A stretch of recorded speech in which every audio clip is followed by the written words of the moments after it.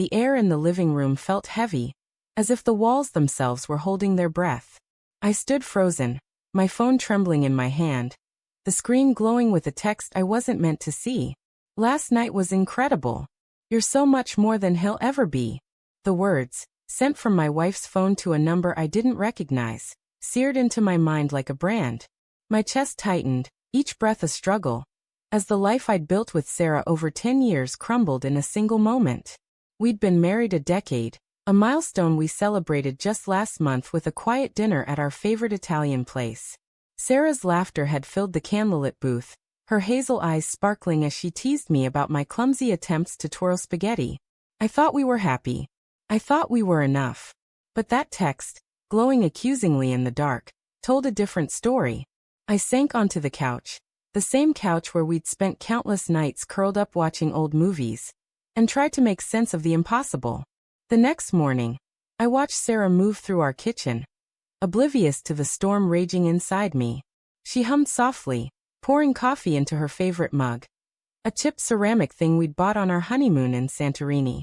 Her auburn hair fell in loose waves, and she looked so familiar, so mine, that for a moment I doubted the text. Maybe it was a mistake, a cruel prank. But the words echoed in my head, sharp and undeniable. I needed answers, but fear glued my tongue to the roof of my mouth. What if asking shattered everything? "Everything okay, Matt?" Sarah's voice broke through my thoughts, her brow furrowing as she slid a plate of toast across the counter. Her concern felt like a knife twisting in my gut. Was it genuine, or was she playing a part? "Yeah," I lied, forcing a smile that felt like betrayal in itself. "Just tired."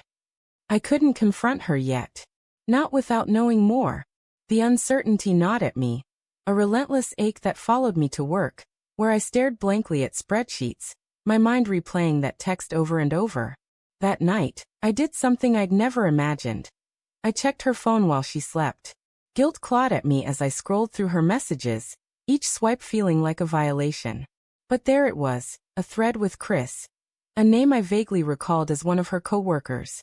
The messages stretched back months, a secret life unfolding in flirty banter, shared jokes, and plans to meet.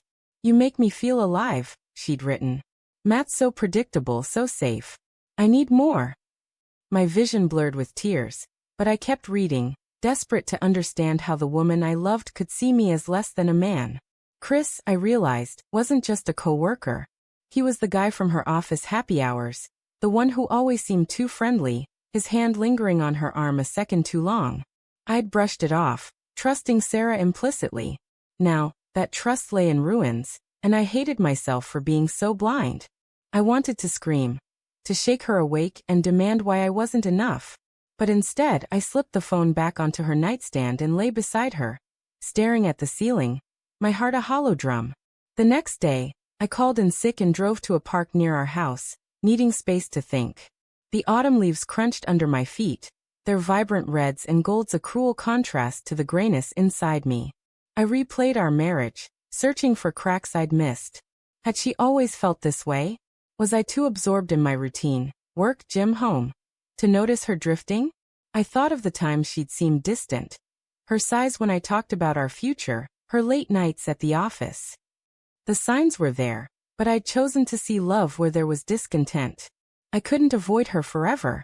That evening, I waited until she was washing dishes, her back to me, and forced the words out. "Sarah, we need to talk." My voice sounded foreign, brittle. She turned, her hands dripping with suds, her expression wary. "What's wrong?" she asked, drying her hands on a towel.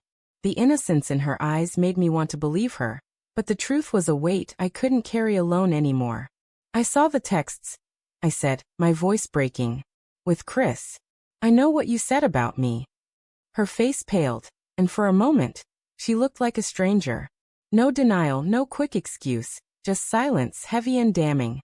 "Matt, she started, but her voice faltered. She sank into a chair, her hands twisting the towel. "I didn't mean for you to find out like this." "Didn't mean for me to find out at all, you mean?" I snapped, the anger I'd suppressed spilling over. "You said I'm not a real man. That my friends are better. What does that even mean, Sarah? What did I do wrong?" Tears welled in her eyes, but they didn't soften me. It's not about you doing something wrong, she said softly. It's just, Chris makes me feel seen. Excited. You and we've been in this routine forever. I started to feel like I was disappearing. Her words cut deeper than the betrayal itself. I'd thought our routine was our strength, the quiet rhythm of a life built together. So you went to him? I asked, my voice raw. You didn't talk to me, didn't try to fix us. You just threw it all away? I didn't mean to hurt you, she whispered, but the words felt hollow. She reached for my hand, but I pulled away. The distance between us vast and unbridgeable. The days that followed were a blur of pain and indecision. I moved into the guest room, unable to sleep beside her. Part of me wanted to fight for us, to rebuild what we'd lost, but every time I looked at her, I saw Chris's name on her phone, her words branding me as less. I wondered if my friends, guys like Tom and Dave, who I'd invited into our home, knew more than they let on. Had they laughed behind my back, pitying the man who couldn't keep his wife? I met Tom for a beer, probing subtly, but his confusion seemed genuine. Matt, you're scaring me. What's going on? He asked, his brow creased with worry. I couldn't bring myself to tell him, the shame too heavy. Instead, I drank in silence, the bitterness of the beer mirroring my heart. Weeks later, I made my choice. I couldn't stay in a marriage built on lies. I packed a bag, left a note on the kitchen counter. I need time. I'll call you. And drove to a motel. The room was sterile, the silence deafening, but it was mine. I sat on the bed, staring at a photo of us on my phone, taken at a beach last summer.